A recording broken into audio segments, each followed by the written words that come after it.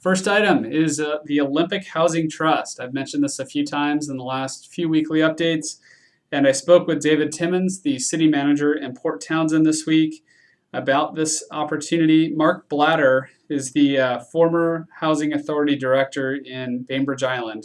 He's volunteering his time to help put something together. And this is basically a Clallam County and Jefferson County collaborative where we have a number of different partners getting together, including the city of Port Townsend, potentially the city of Sequim, and certainly both counties and nonprofits in those counties. And the idea is to kind of reboot a former effort that was known as Homeward Bound.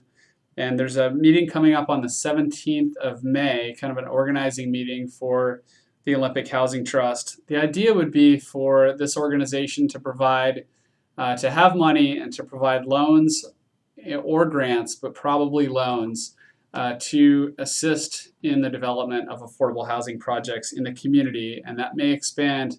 Affordable housing is often viewed, and often is, low-income affordable housing, but the goal is to potentially expand this to workforce housing as well.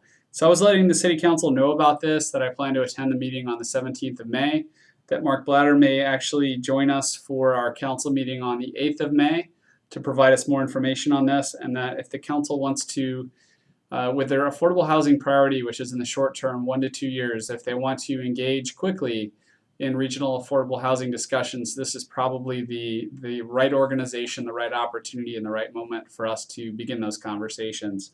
So there may be more discussion on this, but I was just giving the council a heads up.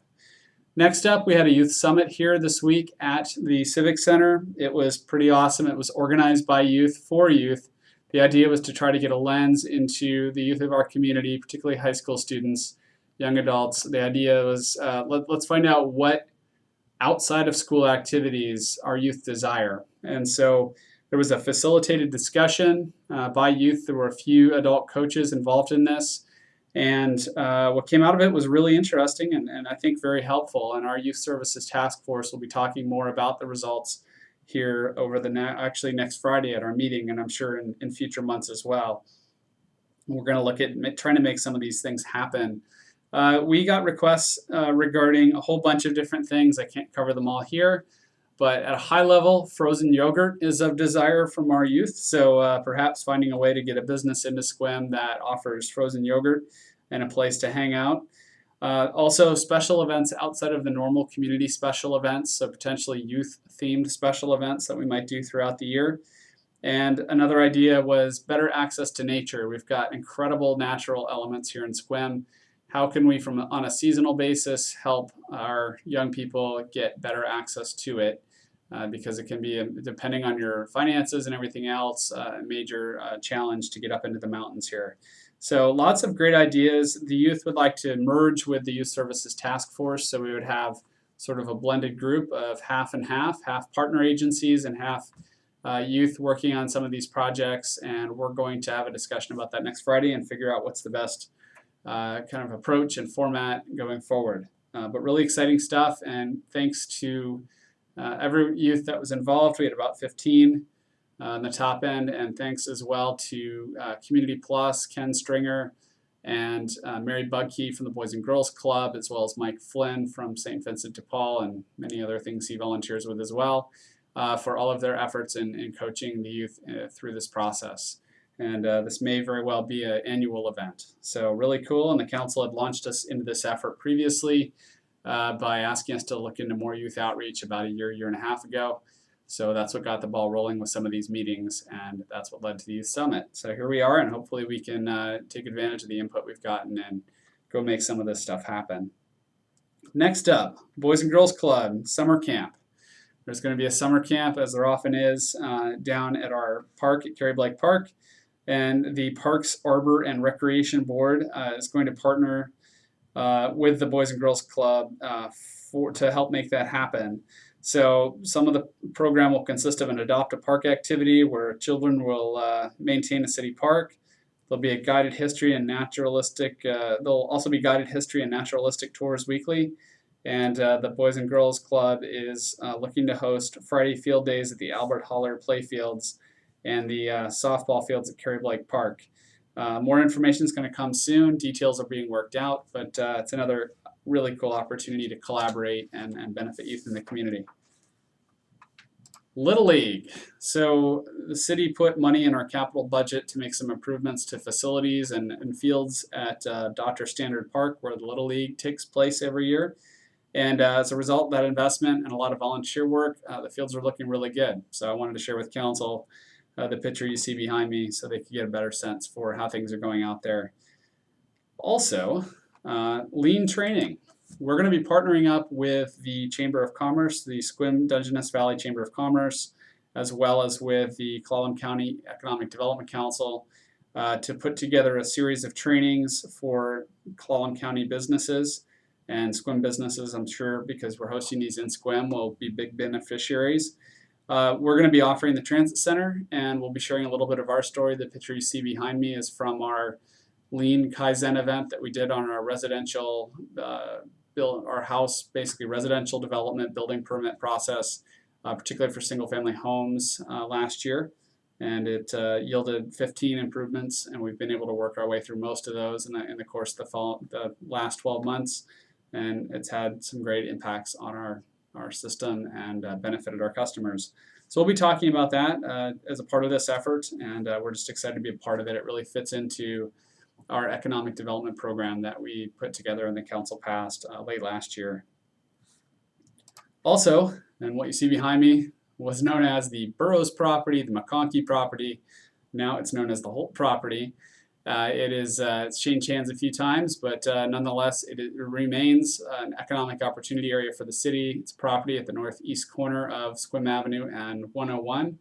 And we have applied for a grant from the state to help us with some economic land use and infrastructure planning for that property.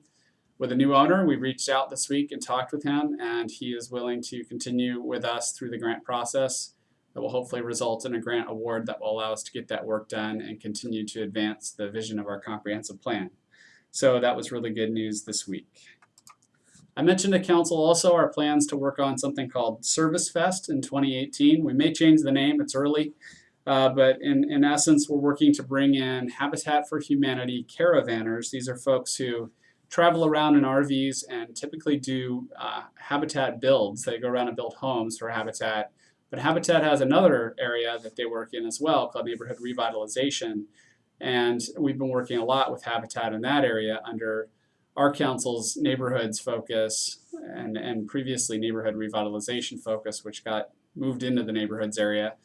And so we're excited to try this out. This has never really been done before by Habitat, to have a huge amount of caravanners come in and work on neighborhood revitalization. So we're starting to prepare for that. At the same time, I mentioned our neighborhoods goal. We're working on figuring out some neighborhood boundaries in the city and naming those neighborhoods.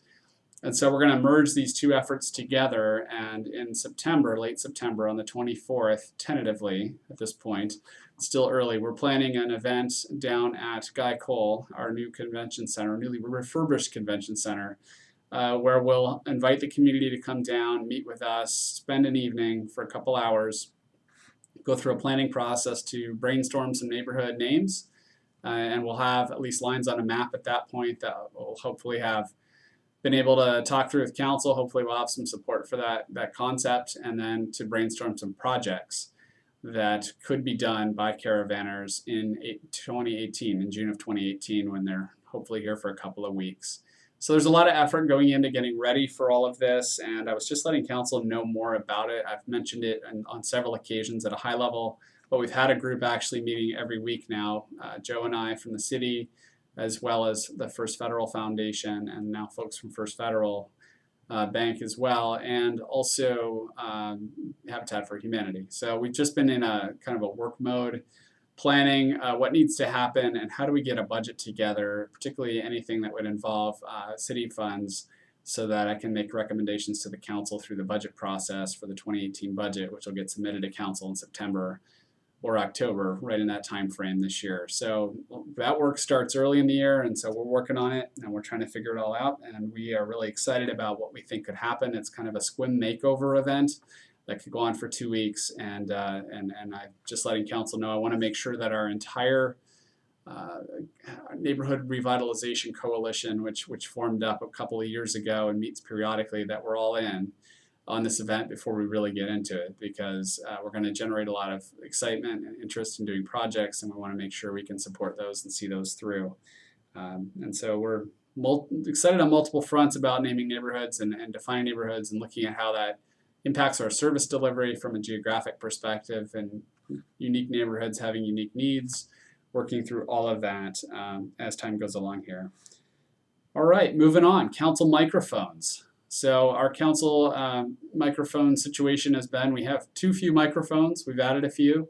And to do that, we had to run some wires out of the floor of the council chambers. So now we have a few wires running around in places where we don't really want them. So what I let council know is our information technology group has recommended that we marry up the process of burying those wires eventually and rewiring part of the dais with efforts to live stream our meetings, which are also being developed. Council allocated some money in the budget. We're going to come back and talk with council further about live streaming meetings here in the next few months, and when we do that, we can hopefully merge these two projects together. So it's just giving an update on the wires on the floor situation. Sales tax for April. This was the first month, I think, since I've been in Sequim that our sales tax was below budget. So that was a little bit surprising. When our April sales tax gets reported, it's actually a 2-month delay, so it's February's sales tax receipts. And we were down about $11,000 under our expected monthly amount. We were still at 94% of budget. For the year, we still remain at 102% of budget.